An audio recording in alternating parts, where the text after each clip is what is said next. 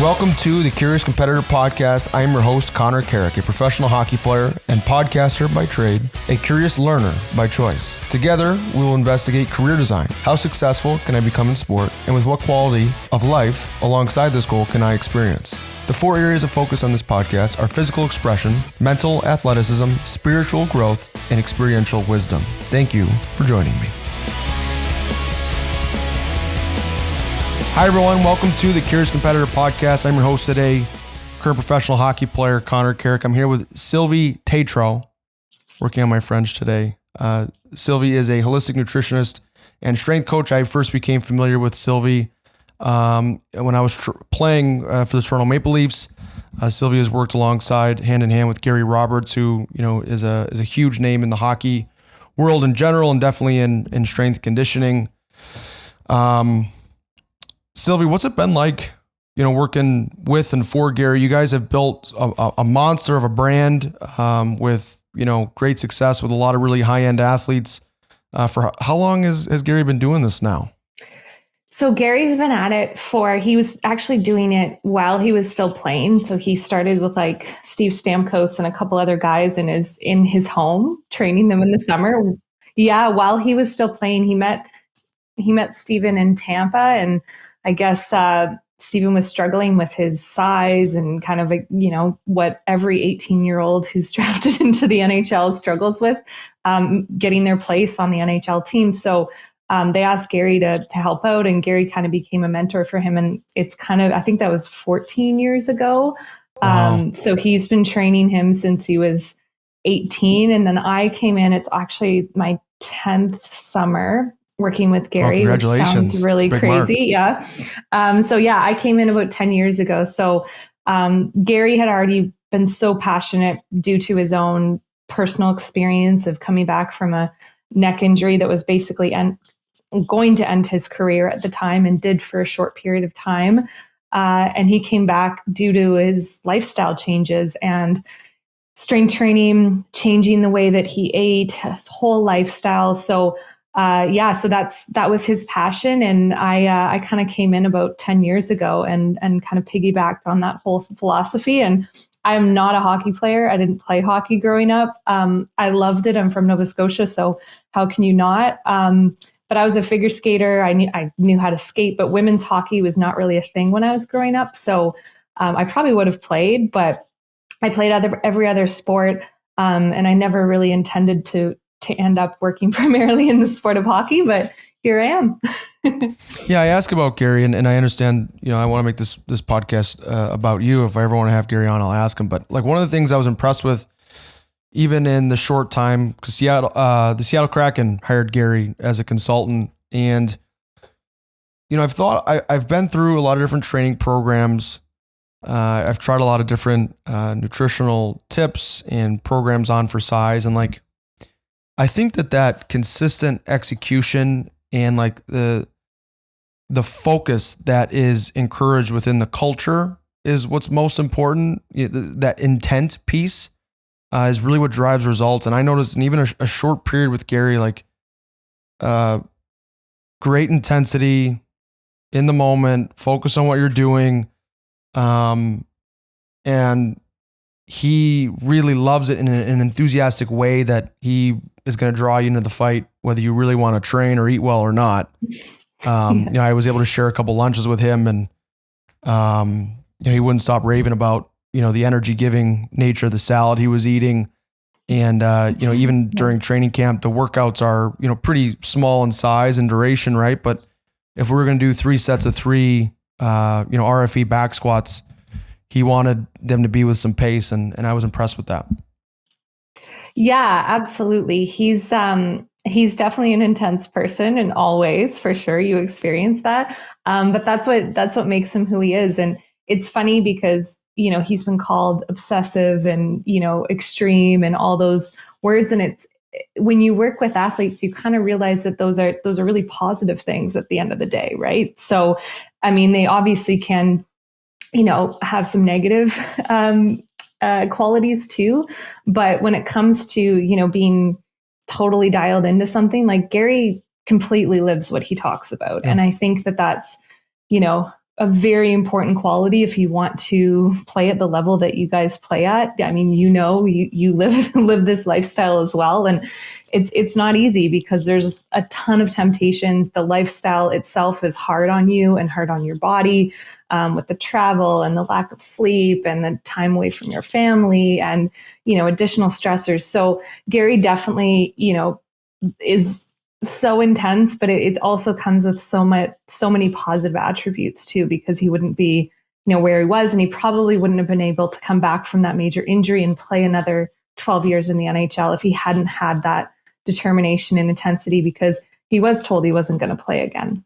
So, so he definitely has that, if he says he's going to do something, he does it. And he always jokes that and I don't know if this is a good thing, that I soften him up in a lot of ways because he is so intense, because he'll go in to, talk to junior athletes. And there's this one situation where he was talking about how he brings a baggie of Himalayan pink salt with him everywhere and sprinkles it in his water for some electrolytes and salt replacement after sweating. And the 16-year-olds are looking at him like, what is this guy talking about? Because it's just to him, that's normal. And he actually has 2 boys and they play at a high level of hockey. His oldest is actually playing with the Hamilton Bulldogs right now. And he's and they know that about him. But other 16-year-olds are like, wow, this guy is telling me to bring around a salt baggie with me.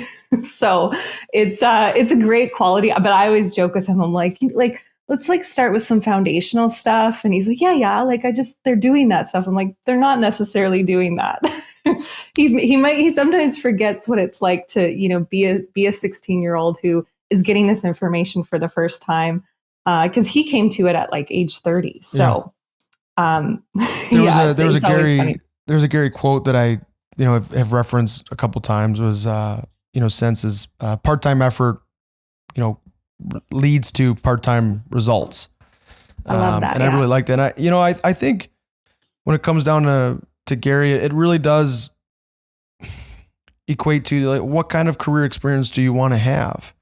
I think Gary would be a very intimidating librarian. But for a 20-year NHLer and business entrepreneur now in the strength and conditioning world, all very intense, high energy, activation energy demands. He has the right makeup for that, and clearly it's led to his success. But I want to transition to, you mentioned some of the foundational habits, and I think I have a version of what I consider 90-second nutrition advice that keeps me on the straight and narrow for the vast majority of time. And really what first piqued my ear about strength training and nutrition was I had never met a player or read a story about a player that invested in this realm of their life that traded it back. They said, I actually don't like this. I'd rather not train again. I felt better when I didn't train. I'd rather eat kind of a standard Western diet. I don't want to say eat like crap, but a standard Western diet. I had more energy when I was doing the goldfish for snacks and pizza at dinner and that kind of thing. And I think it was Duncan Keith originally. He said, there are 2 very easy ways to play poorly in hockey. And one is to be injured and the other is to be sick. And when you're going to go through, 80 to 100 game seasons, it's a marathon.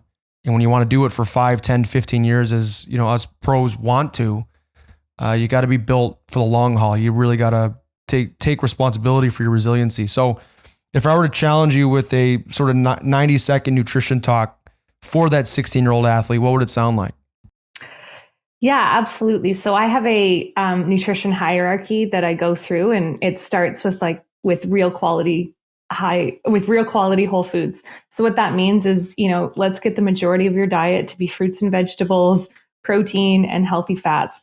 Give them a foundation of what those foods are. So foods that don't have a, nutrition label, very easy, basic stuff. So starting with that first pillar, get that down. The next one is health-focused nutrition. So what does that mean? That means optimizing things like gastrointestinal health, immune health, things that are actually going to drive your performance as an athlete. So looking into, how do I sleep every day? How do I produce my energy? How are my bowel movements? Those things that people might not necessarily love talking, but health foundational principles next. Then we go to the, what I call sexy stuff, which is performance nutrition. That's what people want to talk about. How do I perform and what do I eat to perform? Well, once you have that health down, you can get into some of the fancy stuff of like having enough energy on the ice. What do you need to eat before workout, after workout, during workout? What do you need to do to optimize that high intensity training that you're doing? So that's the sexy stuff. And then you get into, okay, what supplements can I take? And that's also part of that. People think performance and supplements are the two top things you need to start with. And really, you need to start with those bottom things, and they will feed what you can do with the other two pillars at the top, which is performance nutrition and supplementation. I like that. Yeah, it just comes down to, let's get really good at those basics. And why it's a pyramid, I show people, is that you have to have these in order to get to the top, because you can take all the supplements you want, and we're going to talk about that. It will only do so much if you don't have the other foundationals down. Yeah, what are some of the habits, right? Because as an athlete, that's what I want. I want systems that chronically provide seamless or almost effortless results, right? We go to the gym, you pour it all out. You go to practice, you pour it all out. I personally, especially now with a 1-year-old in the house, I'm trying to think of how can I continuously automate my results without becoming an efficiency robot, frankly. But like things I've been curious about is I've never really been a meal prep guy. I think this, kind of might be the summer to really do that. I think a cooking course, or at least a knife skills course, has to be on my docket. So like, how creative will you be in helping and let's focus on let's call it the 16 to the 30-year-old athlete, maybe single, maybe in a married relationship where they have, a significant other who's a little bit more adept in the kitchen, things like that. But what are some of these core abilities that allow for nutritional expression to be a little easier? Because eating out all the time is just, it's expensive, financially for sure. And restaurants for the most part are going to have to, just with profit margins in mind, take shortcuts. Yeah, absolutely. And that's the reality of kind of living that athlete lifestyle, right? So where I always start with athletes is like really getting to know them as an individual and what is actually doable for them. So I'm not going to throw, a crazy preparation plan at an athlete who currently eats every single meal out. That would not be realistic. So meeting somewhere in between, it might be meaning, finding restaurants. And I do this all the time for my athletes, finding places that, are kind of on the healthier side. They might not be ticking every single box that we're looking for, but at least kind of following some of those. So I'll actually do the research for the person if they're a client of mine. Also meal delivery companies, kind of meeting them in between. So it's like, okay, let's do some of this.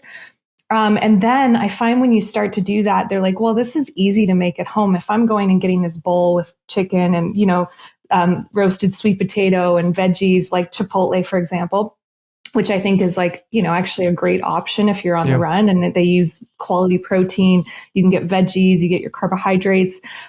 So it's actually a good option, but people look at it and they're like, well, actually, I could probably make this at home. So once you start to do that, it's helping them to have those basics down. And then, okay, let's like, how do we roast sweet potatoes? How do we prep some chicken, throwing it in something like an Instant Pot where you can literally make it in 20 minutes, So finding these ways that are, affordable for them as the athlete based on what their situation is. Seeing what support they have. So who's cooking the meals, who's prepping the meals, what environment are they in? So are they in an environment where they're with, they're in college and they're with a bunch of other dorm mates, and they have to adjust to that as well. So it's all about the individual and meeting them where they're at, but also pushing those boundaries a bit to be like, this can be a little bit easier than you might think.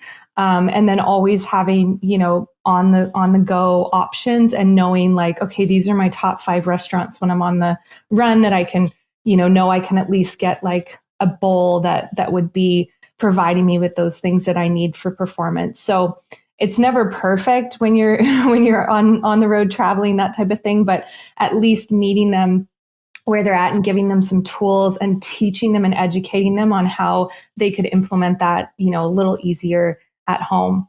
And with the support of whoever's around them, their parents, girlfriends, other dorm mates, whoever it is. Yeah, I had this conversation with my wife recently. We're doing some evaluating around energy expenditure around the house and, whose roles are what. And she's she grew up in the family, with a chef in the restaurant business. She's phenomenal in the kitchen. We align, very similarly in terms of our nutritional goals. I've gotten a little macronutrient obsessed before, and that would drive her nuts because she would be, culinarily trying to express. I'm not weighing this. No. I know. And I had to, kind of reevaluate where the obsession was sort of undermining me. But we had this discussion, like one night a week, we're gonna have to do some simple meals, and Connor's gonna take over because I'm gonna have to start dinner at 3:30, make sure it's ready by 6 because I'm a little slow. But as a family, like this is the best way that I don't get left behind in terms of my ability to provide nutrition for our family, because if you always do it, I'll never learn. And, so totally. Kind of our longevity plan is to include me in the cooking, and we've both committed to some simpler meals at least one night a week and have myself step in. Yeah. And it's tough because, especially when you're eating out all the time, like it doesn't have to be these extravagant meals that you would get at a restaurant. That's what restaurants are for. And if you want that experience, you can get that out. But, like my diet and the diet that I recommend for most of my athletes is pretty simple. It's just getting what you need and trying to get as much variety as you can within those parameters of what's going to help you perform. So what are some staples in your fridge and cupboard and things like that? What are some nutritional, favorites, combinations that you have? Yeah, absolutely. So I'm just a basic cook. I wouldn't even call myself a chef, but I'm pretty basic in the kitchen, but I do love creating healthy versions of everything. So I'll always have my protein list where, sometimes it means I get a rotisserie chicken from Whole Foods, and that's, I make several different meals out of that, or I'll do my own, chicken in either Instant Pot or slow cooker, where essentially I'm just putting it in and I can use that shredded chicken for wraps and whatever it is. Salmon, I'm from the East Coast, so I always have, fish is a huge staple in my diet. My partner, Adrian, his family's celiac, so we do eat gluten-free, especially in the home. Yeah. So it's having like gluten-free options. So we do eat some gluten-free bread every once in a while, and have sweet potatoes and some basmati rice. So we have all our carbs kind of covered from that perspective that are gluten-free, and then a ton of different vegetables. So I'm fortunate to order a Mama Earth box, which essentially is just organic CSA that's in the area. And it helps me to get variety. So I'm like, wow, I wouldn't have chose rutabaga to cook with this week, but I'm going to try it out. And so I'll look up recipes. And then I also have some, dairy options in that. So sheep's yogurt, I love buffalo yogurt. If I can go to the farmer's market, I will, and I'll support, local farms with that as well. But yeah, those are the staples. So just a ton of vegetables and variety, your carbohydrate sources, and then I'll have different sources of protein as well. So I kind of when I give recipe lists or grocery lists, I just get athletes to break it down in those and say, okay, you can make 4 different meals out of that. Maybe not for you guys. It's maybe 2 meals out of a chicken, but yeah. You know what I mean? You can get a lot of different options. We do make bone broth too, on a weekly basis. So we'll save the bones from the chicken and just boil it with, things like celery, carrots, turmeric, ginger, and we'll have that throughout the week as a warm drink. So yeah, just things like that are always staples in our place. But like I said, I love this stuff. So Adrian's pretty, he'll get in the kitchen too, but he's always saying it yeah, I definitely have a nutritionist who can make all these things and prepare it, but I do enjoy it a lot. It's funny how you both have systematized how to, improve your nutrition. Adrian just made sure his partner was super into it. And then, you have the CSA and the different, subscriptions and things like that. That's been a huge help. We try to do that in the summer too.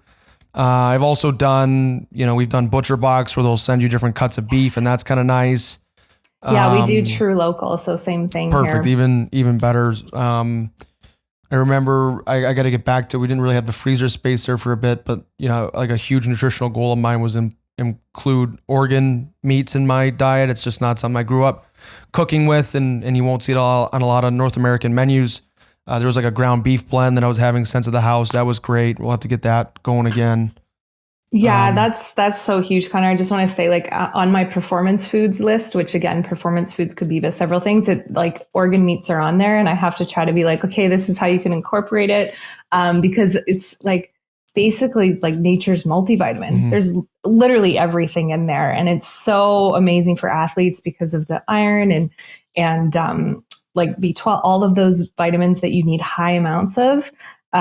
You're getting that in liver and organ meats. So you mentioned two things that, and I want to maybe address some of the conversation that comes up from like the biohacking community, right? So you mentioned dairy being a part of your diet, gluten for the most part not. Why do those two food types, foods containing those two items get a lot of attention, and how do you guide your clients through those conversations? Yeah, absolutely. It's so tricky because, nutrition is so individualized. But in our food system, we've noticed a change in things like dairy and gluten over the years, where we're finding just a lot more people are sensitive to it. Celiac disease was not as popular as it is now 30 years ago. And so, if we look at maybe the trends of what's happened, our food system has changed, whether it's even just an issue with the chemicals that are sprayed on it. So Roundup is a very common one that's sprayed on wheat products when we're talking about gluten. So yeah, it's based on the individual. I mean, it's become very popular for everyone to kind of eat that way. But if you don't have an intolerance to it, which you would, you can get it tested through certain stool tests. There's some that I do where if athletes do want to look specifically into food intolerances, I won't just look at blood analysis in terms of like food intolerance through blood, because that could show up for a lot of different reasons and inflammation in the gut. But I try to look at gut health as well. So unless you full on notice that you have certain symptoms that pop up after you eat it, you don't necessarily have to go completely dairy and gluten free. Mm-hmm. For those individuals that know that they have a problem with it. So for instance, even skin stuff that pops up. So I know for me, if I eat like a ton of ice cream or something, like, okay, my face will be like, I didn't like that at all. Mm-hmm. So it just depends on the individual. But I do find that unfortunately, the quality of it has decreased over time.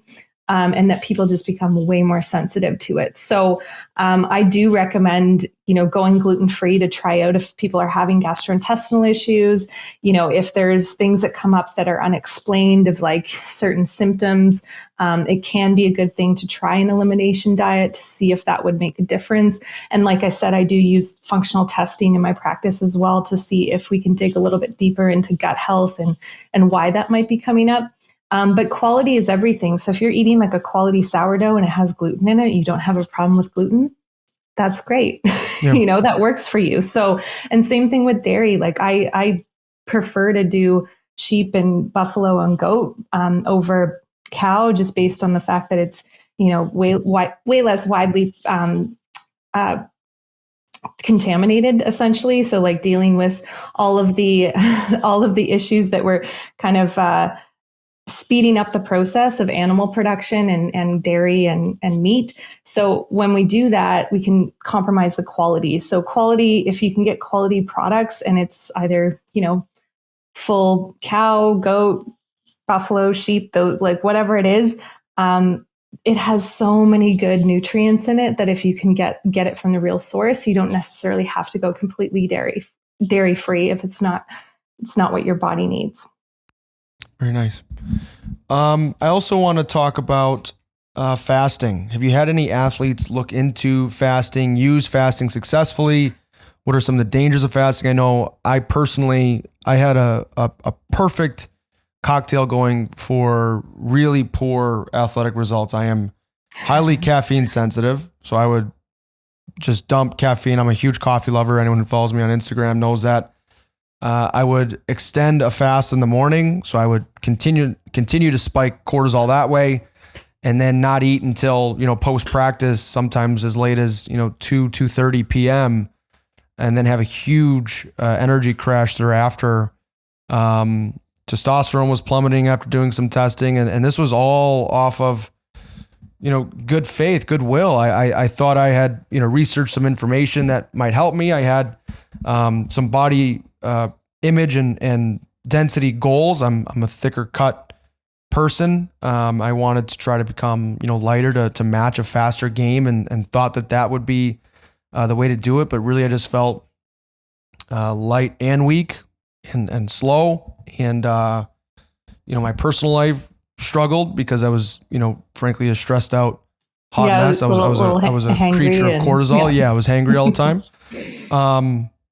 But have you seen it used successfully, and kind of how do you help, guide your clients through that conversation? Yeah, absolutely. It is a tough one because it's so popular, and the research that, is coming out is very positive in terms of its benefits. But context is everything, and athletes do not always fit into those molds of this is going to be beneficial for you. So when you think of athletes, the majority of what they're doing is managing their stress load.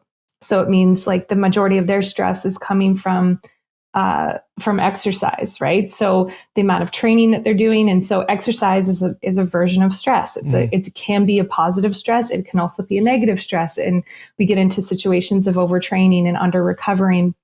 So fasting is also a stress. So when we look at fasting for athletes, context is everything. So doing it during a season when your body is meant to perform and you have all these other stressors, it's, you're in it right now, lack of sleep, traveling, and then games, mental stress from the games and performance, like the amount of stress. I always say that in season is about just mitigating stress the whole time, and stress resilience, and what can we do to, recovery is essentially dealing with that amount of stress. So it really comes down to, what is the context? Like in season, I would not recommend it just based off of the demands. I mean, your schedule right now, it's like you just mentioned, like back-to-back games, playing two out of 3 days. Like the body doesn't have time to recover from that physical stress. So if you're adding something like fasting, where the body is going through a version of stress from not eating, it's just going to add to those symptoms, and you name them all. Like you're getting, hormonal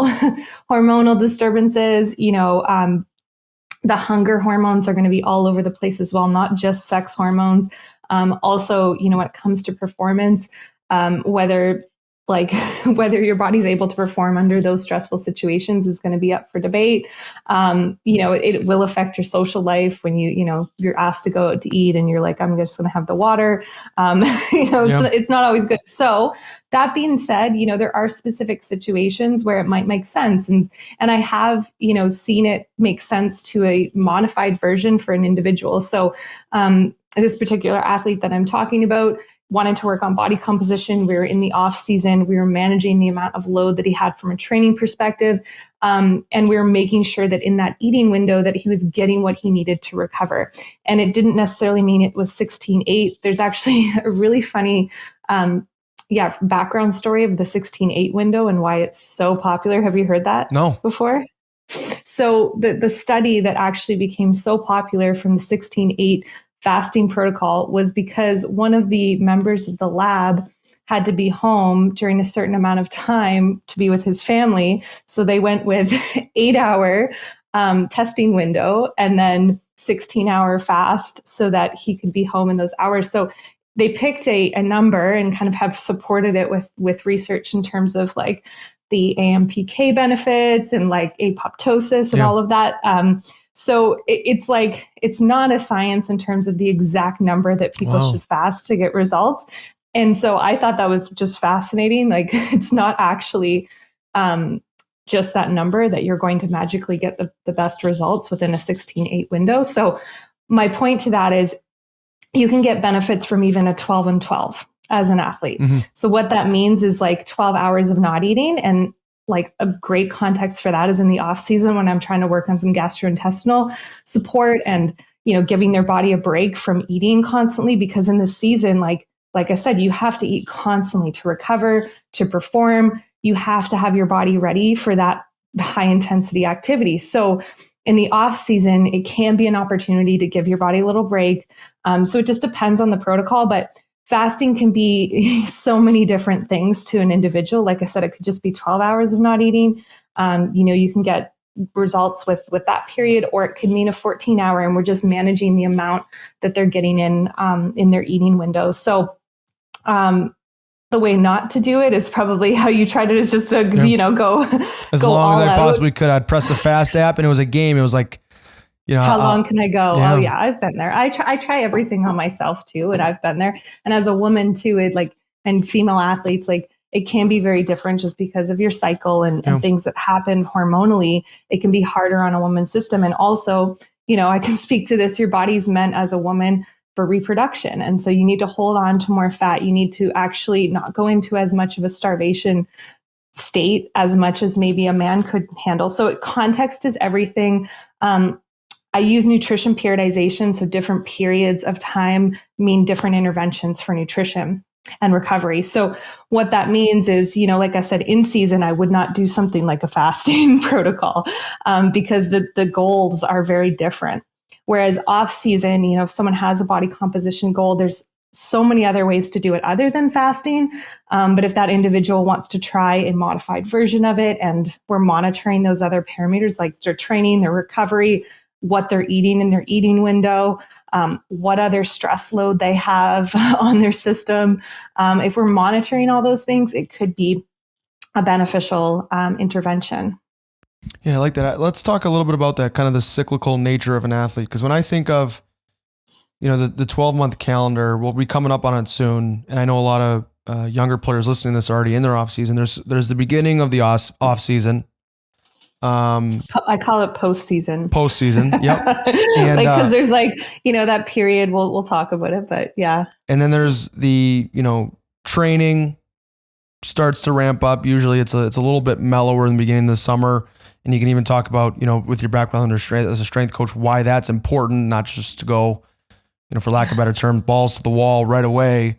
Then there's the on ice introduction, generally for hockey players. May, June.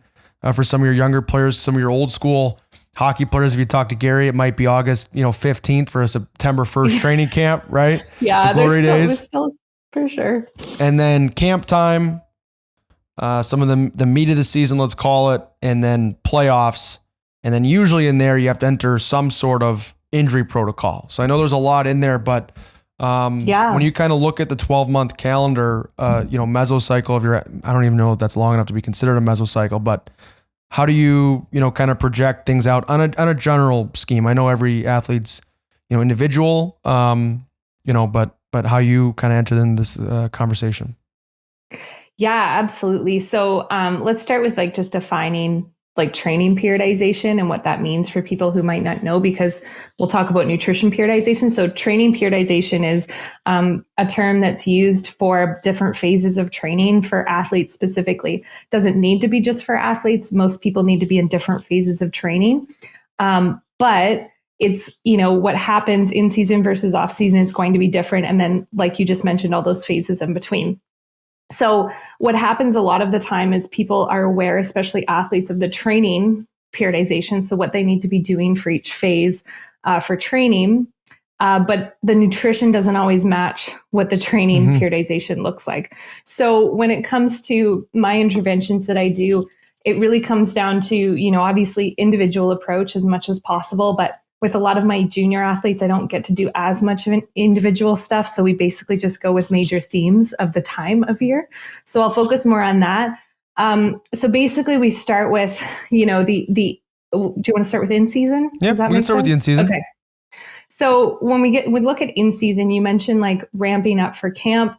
I'll talk about that with the off season, but we have camp, which is very physically demanding. Your nervous system is on high alert when it comes to, preparing for testing. There's a lot of stress that comes along with that as well. So basically we're building off of what we've done in the off season. which I'll talk about. But when we look at in season, the majority of the focus should be on, as I mentioned, that stress resilience piece. So recovery is incredibly important. How do we bounce back for the next training session, the next game, the next competition? Performance-based foods, so things that are going to help you perform. So whether that's looking at, the basics of carbohydrates and why that's important for high intensity activity. Carbohydrates are a performance food, and then we can get fancier and look at things like beet juice and tart cherry juice that help you, get to those higher levels of performance. And like I said, that performance-based sexy stuff that we love. So that's what we're going to focus on in season. But at the same time, we're managing things like injury and dealing with, the demands of an athlete throughout the season. So a lot of it is, mental performance as well. So dealing with the stressors of that. A lot of my protocols will include not only nutrition, but recovery in general. So how to, unwind. And I have actually a system that I go through with players for post game. So how do we unwind, which, it comes down to getting your nervous system from basically sympathetic at night, which it does not want to be doing. If we look at just the natural progression of our circadian rhythm throughout the day, essentially our cortisol should be dropping off in the evening.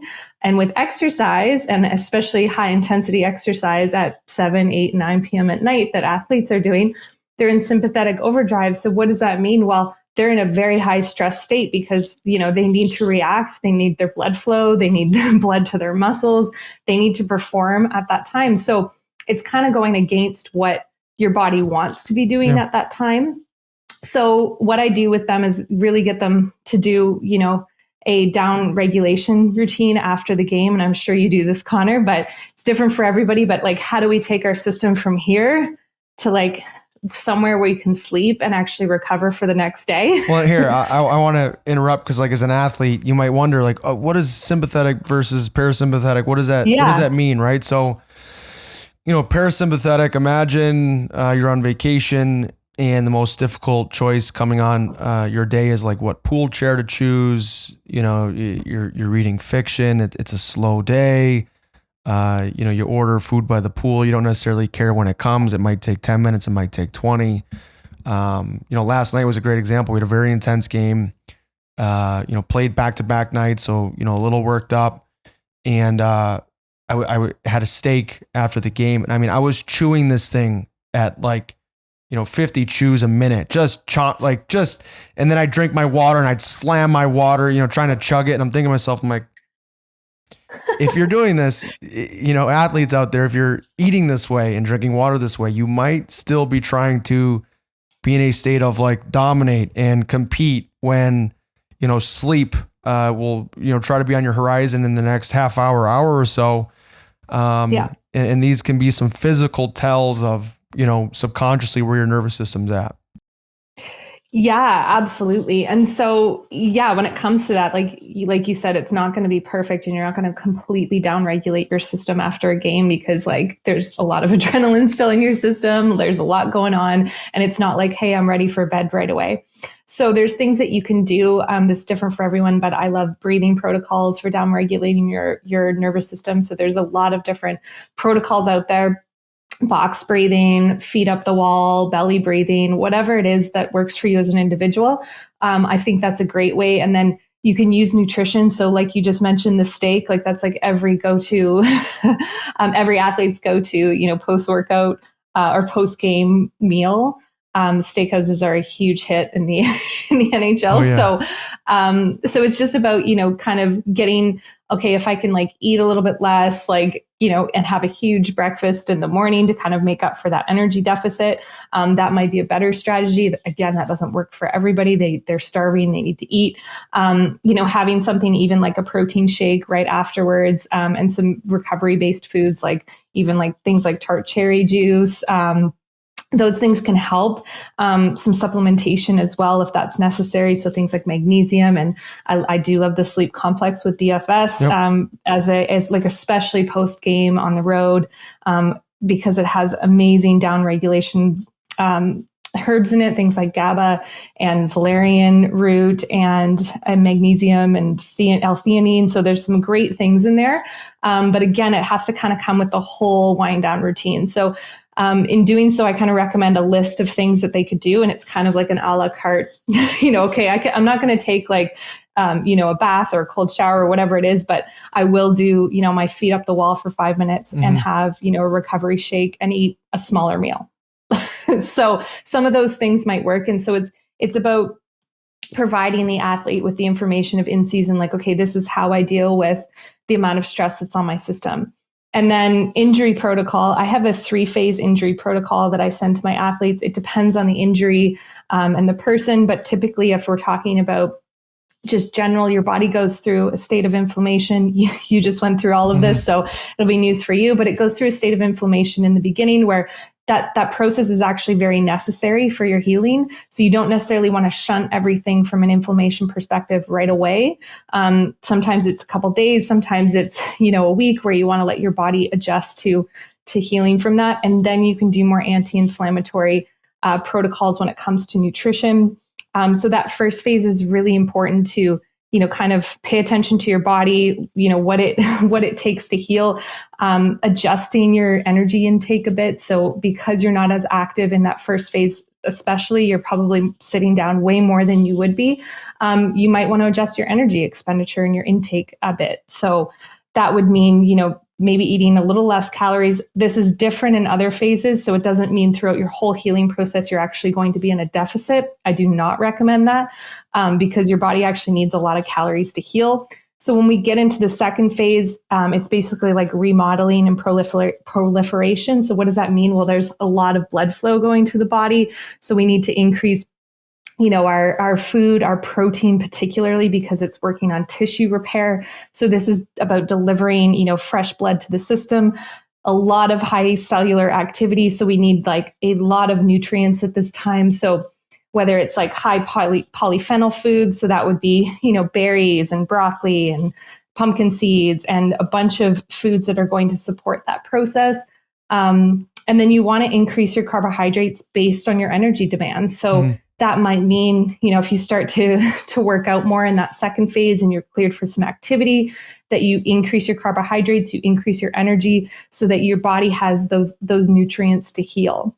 And then the last phase is really, getting back to game ready position. And you just talked about this as well, but getting ready for that game time. So this could mean again, keeping your protein consistent. So for injury, I typically recommend 2 grams per kilogram at least.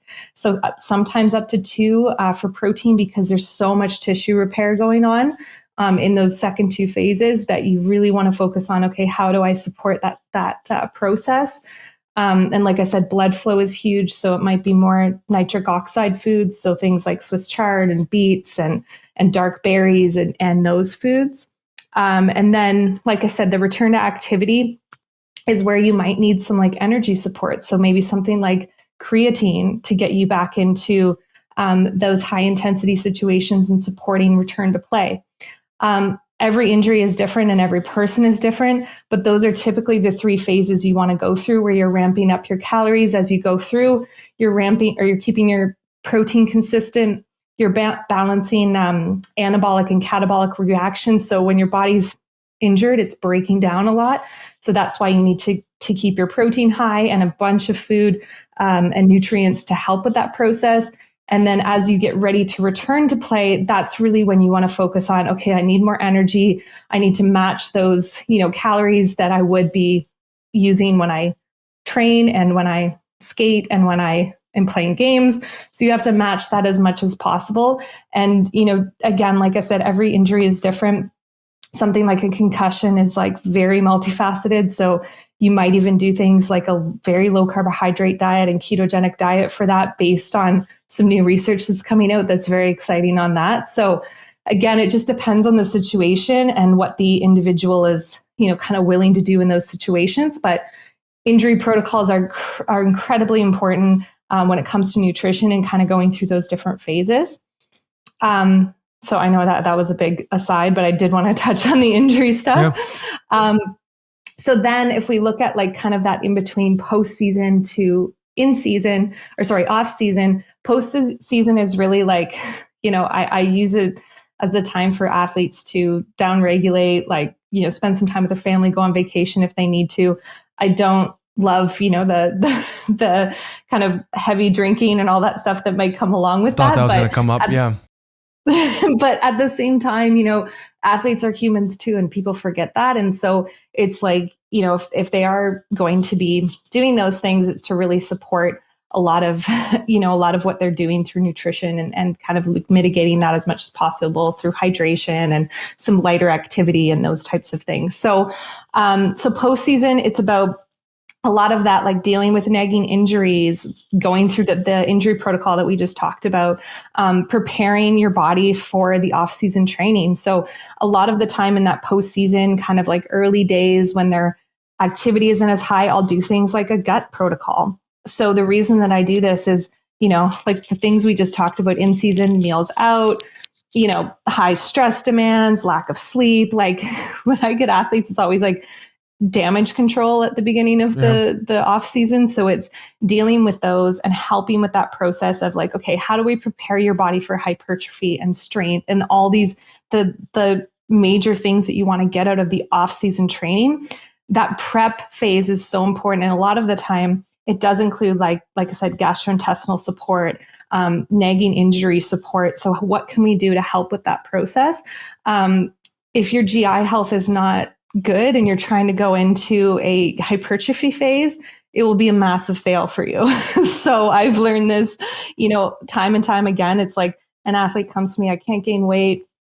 This is happening. And I'm like, okay, well, like, how are your bowel movements? And we talk about that. And like, maybe I do some GI testing with them and they don't even have some of the basics down with GI health. So that could be chewing their food 50 times, as you just mentioned, slowing down when they're eating, taking some breaths, and like not chugging a ton of water with their meal. So things like that, where it's getting the basics down, diversity with their diet. So GI diversity is really important. So are they getting enough fiber? Are they getting things like resistant starch to support their microbiome? So we look at all of those as a foundational, prepping them for what they're doing in the bulk of the off season.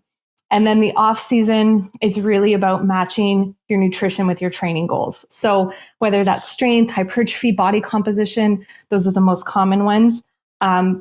Your nutrition has to match that. So, with hypertrophy, for example, gaining muscle mass, that's going to be very specific to the person, and getting them, calculating a little bit of how much they would have to eat, what their protein intake is, what their other nutrients to support hypertrophy. So things like vitamin D and zinc and hormone support are huge when you're trying to put on muscle mass.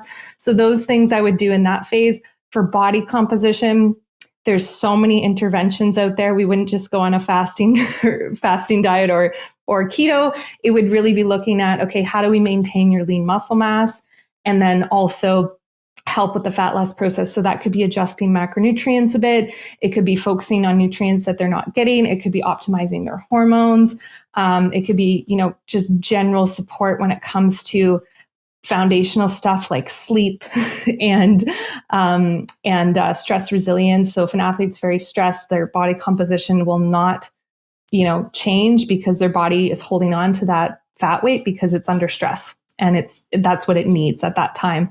So those are some basics of what we would do. And then as we prepare for in season, it's, have we done everything we can to, be in a position where your body is healthy and able to sustain the amount of stress that you have. So it's really about nailing in those foundations, having, the strategies to deal with the amount of stress that they have. So in training camp, ways that they can downregulate their system, prepare for testing, and just be the healthiest versions of themselves going into season. That was a lot I just said, but that's okay. It's a complicated process that is best executed through simple measures, right? And handling some of these big rocks, day in, day out, month in, month out, year in, year out. I think what you're highlighting a little bit is just how difficult it is to cram for the test. Also, I know a lot of athletes, teammates, guys I've worked out with, where maybe they did not address their body composition goals from, June, July. Now it's August, late August. They're on the ice. It was 2 times a week in May. Now they're on the ice 6 times a week in August. They're not eating to support nervous system execution and growth, towards a game ready form. They're crash dieting, frankly, and they are limping, towards the off season or the postseason's finish line into training camp, and then can't figure out why day 3, groins hurt, shoulders hurt. They're not sharp. They're not sleeping well. Their body's in survival mode. You cannot cram for the test. I think, in a lot of ways, your answer covers on why use a professional, right? There is a lot of great nutrition information available. If you follow, sort of the 90-second nutrition talk at the beginning of our podcast, you can go a long way. That will carry you most days and most circumstances. But I mean, when you're a high level athlete, when you're Steven Stamkos, when you're Connor McDavid, and you have an injury, let's make one up, a shoulder separation, heaven forbid, either of those guys get hurt.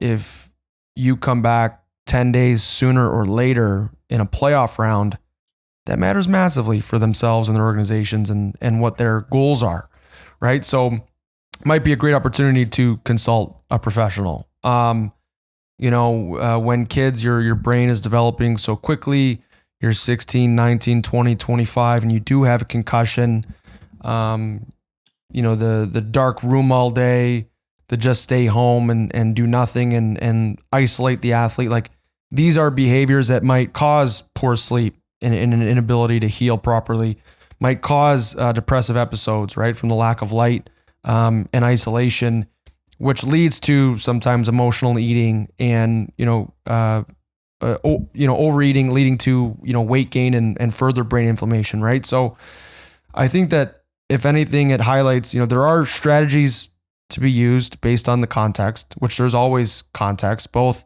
circumstantial in terms of, what life is presenting, as well as individual to the person. And so it's always this teeter-tottering, right? It's always thinking on, 2 levels. And this is a responsibility of being an athlete. How can I feel my best tomorrow for the game? How can I, for example, I just played Friday, Saturday. On Thursday night, I was on a phone call with, a good friend of mine, James Van Riemsdyk, to name drop, having this conversation. What's your summer plan? Who are you talking to? Who are you consulting? Because as an athlete, you are projecting out. You are, always, sort of focused on the battle of tomorrow, but planning for the war, still to come. And that's kind of the fun of it, and when you are obsessed and passionate about what you do, this stuff energizes people like you and I and James and other clients that you have. Absolutely. Yeah. It's so important. And like you said, like, I work with professionals. I am a professional in certain, but there's certain things that I can't figure out all the time. And I think building a team of people is so important to have around, because not one person is going to have every single answer. And I'm sure you've been through this even with injuries, where you want to get a second opinion, and Yep. your body best. So it's like, you can get opinions and go to different people, but it's, building a team of people as an athlete, as a person in general. Tony Robbins just wrote an excellent book about this process. I don't know if you've read it yet, No. but I'm glad it's becoming more mainstream to talk about taking health into your own hands and performance into your own hands. And Gary says this all the time, like, nobody's going to do it for you. You have to take responsibility. Like, they're not always going to offer the best things in the even NHL rooms for food. If people think that they're offering that, like, that's not always going to happen. No. So taking things into your own hands is incredibly important, and working with professionals and getting a wide range of people who are good at different things to support you. Like I said, this goes for athletes. I promote this with my non-athlete clients. I say, have a chiropractor, have a massage therapist, have an acupuncturist, see someone for mental performance. All of that stuff is incredibly important to build the whole system. not just, okay, let's deal with the aftermath once something goes wrong. It's all about preventative measures that you can do. And then things are going to go wrong. Like, you're an athlete, you're going to get injured. That happens, so it's like, who are your go-to people when that does happen?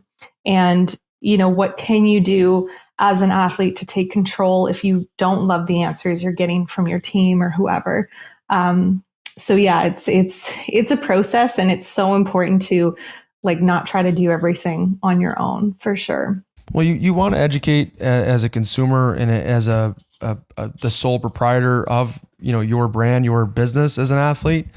But at the same time, I am a lot of PubMed articles away from knowing, what right? And so you're professional, and that extends from my strength coach, some of the skills coaches I use, the mental performance coaches I use, and the coaches that you use in your life should always be able to empower you, right? And shed clarity or share clarity on what the next small available step is, right? So if you are a 16-year-old kid and you've never heard of intermittent fasting, you've never heard of the ketogenic diet, and you have no idea what a gut healing protocol is, let's refer back to the whole foods and start to build that pyramid. There was a time in my life where a salad for lunch was punishment. Like, if it was green, I had no interest. My idea of a vegetable growing up was a cheese potato, which were fantastic. And, Sounds delicious. And phenomenal. I grew up on cereal for breakfast, and my mom and dad were doing the best that they could within our familial structure, within our financial structure. But step by step, you educate, you implement, you screw it up, you start over. As an athlete, you continuously climb the ladder. Higher and higher end professionals will present themselves as you learn more and more, and you have better questions to ask. The right kind of, if you go looking, like the right, mentor or teacher will kind of find you. I've been able to discover in my own, career. And I do want to finish off with some of the sexy stuff just because it's fun. We are both Designs for Sport advisory members. I, by way of Adrian's recommendation, really met the team with Designs for Sport.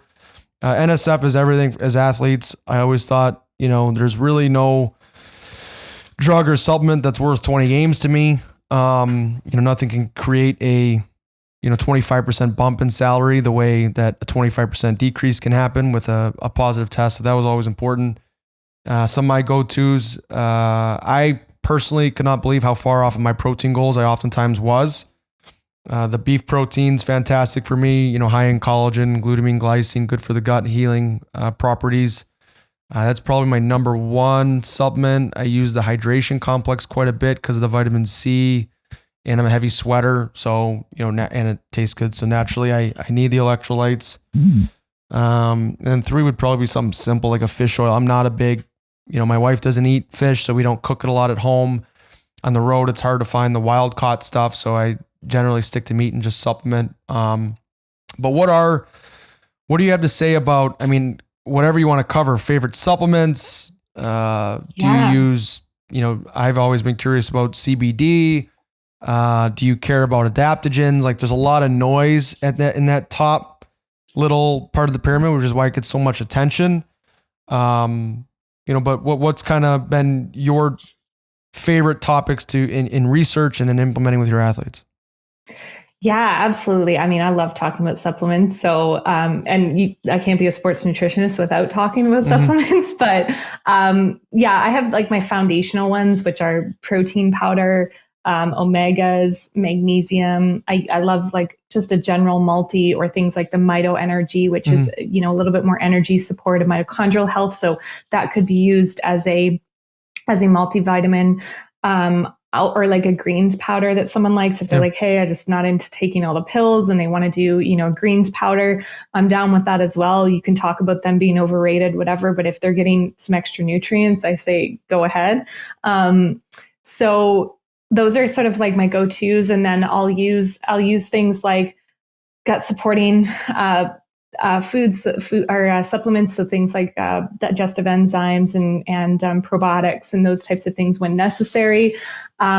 I do love any brain support for athletes, especially hockey players. So I love the GPC liquid. Yeah. That's a big one. How often do you like using that one? I usually tell in my protocols for hockey players, I don't use it every single day. I'll use it like I had it before this podcast. I love it for game day for athletes. I think that's like important. Anything that you can do to support your brain health when you're going into physical sport like hockey. So I do like it in those situations. I love like the beef protein. I find that it's a better option for people who do have the gastrointestinal issues with whey. I was one of those people. I like pounded whey in university and was like, this doesn't seem to be going over too well. And it definitely wasn't the best quality back then for sure. But those are sort of my go-to. So like foundational supplements, I'll start with those. And then I do something called targeted supplementation, which essentially just means I'm targeting the supplement towards the phase of training that they're in. And then also the situation of what they would do. So if we're doing a gut health protocol, we'll do, some extra gut support. If we're doing, immune system support, we'll do some, vitamin D, I didn't mention, is one of my foundational ones too.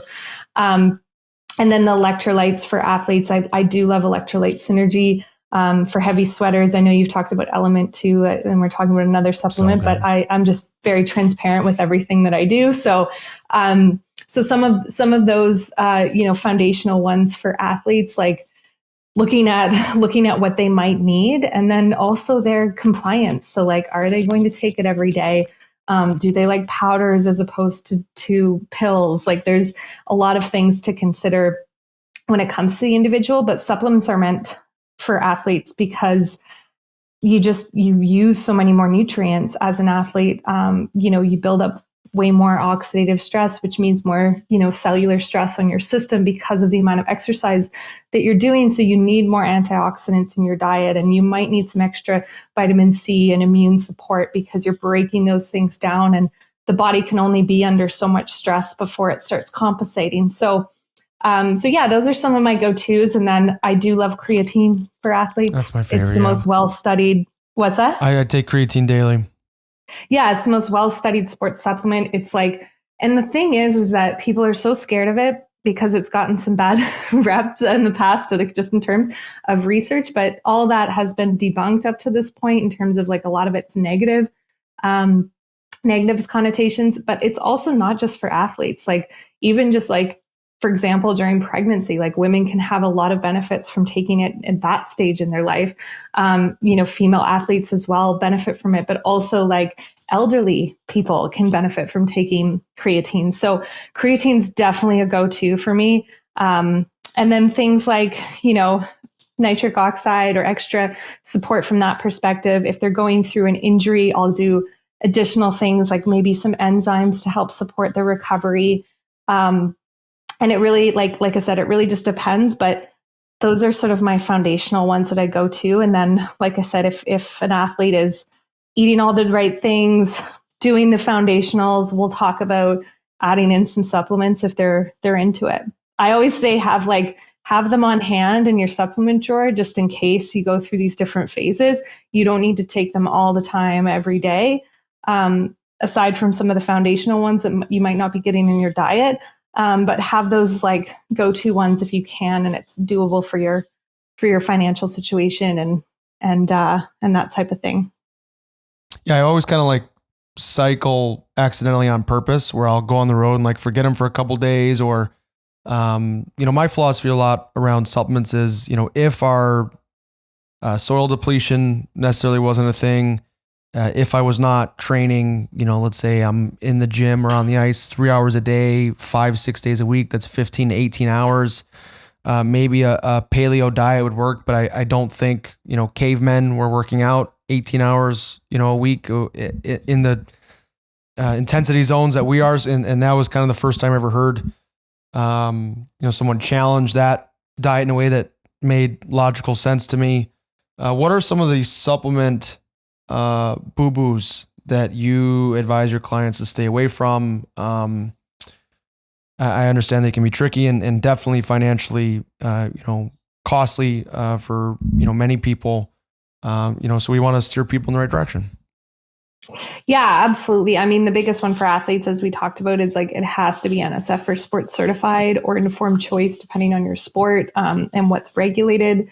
But it absolutely has to be third party tested. What that means is basically what they say is in it is actually in it.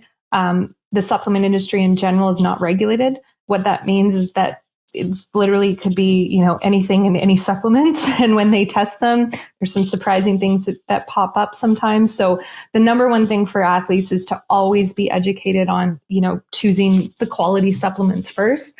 And that limits your options. And so you're not going to be able to take every supplement that you've heard about because it will not be on that list. And so, even stuff with hormonal support. We'll talk about adaptogens. Actually, a lot of adaptogens are not NSF certified for sport because anything that you're doing to adjust your hormones, which is very, very tricky with athletes because they get tested, obviously, and anything that could alter that can show up on tests. So it's important to be really informed about what's safe and what's not safe.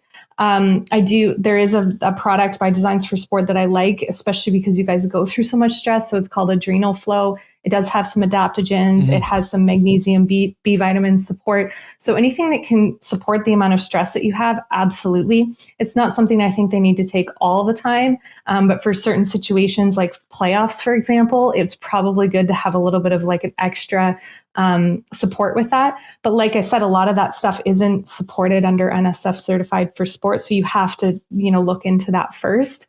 And then the other big boo-boos are like no-nos are, to not just follow trends. There's so many claims out there when it comes to sports, sports supplements, any supplements in general. And like anything that's making these massive claims about what they're going to do for you is probably BS. Like if they're like, lose this much fat or like this, like a lot of that is not supported by research. Yeah. And they're, unfortunately, like I said, it's not regulated, so they can say whatever they want to say. So that's why not following trends and then always just having like, okay, what is the goal of taking this? And does it make sense for me as an individual? Although, things like NAC are great and they're, it can be really good for athletes to take. Is it necessary for all the time? Well, you'd have to look at that as an individual. So it just, and that's like, I just mentioned like the Tony Robbins book, like looking at all of the supplements and it's like, oh, I'm going to take all these longevity supplements. It's like, yeah, longevity is incredibly important, but as an athlete, you also have performance. So it's like, how do you blend those two? And it's very difficult to do as an athlete because, like I said, the amount of stress that you're under. So context is everything. I know I've said that a million times, but look out for those like crazy trends and just following something because you heard it on social media or wherever. Yeah, a mentor of mine, we were talking about training and trying to be on the cutting edge and thinking outside the box. And, he kind of warned, he's like, hey man, be careful. Sometimes when you're on the cutting edge, you get cut. And, when it's tried and true, it can sound boring, but, maybe the power is in consistency and execution where others, fall off the wagon and you can separate yourself that way. So this was a lot of fun. I want to be respectful of your time, respectful of your Sunday. I really appreciate your expertise and thank you for today's conversation. Yeah, thank you, Connor. Thank you for having me. I know I could talk about this stuff forever. So hopefully your audience will get something out of it. They will. And where can they find more of you if they want to reach out for any particular questions? I know a lot of, of our audience and my following, will ask me and things like that. And while I try to be an educated consumer, I generally try to refer to the professionals. So. Yeah, absolutely. So I do, from a social media perspective, I hang out on Instagram a lot. So you can send me a message on there. I also, you can find me through Gary Roberts Performance. So all of the fuel stuff is under that, comes directly to me. And then my email as well, I'll give it out. It's info@sylvietetrault.com. And so if you just have a question, you want to email me as well. That's where you would find out.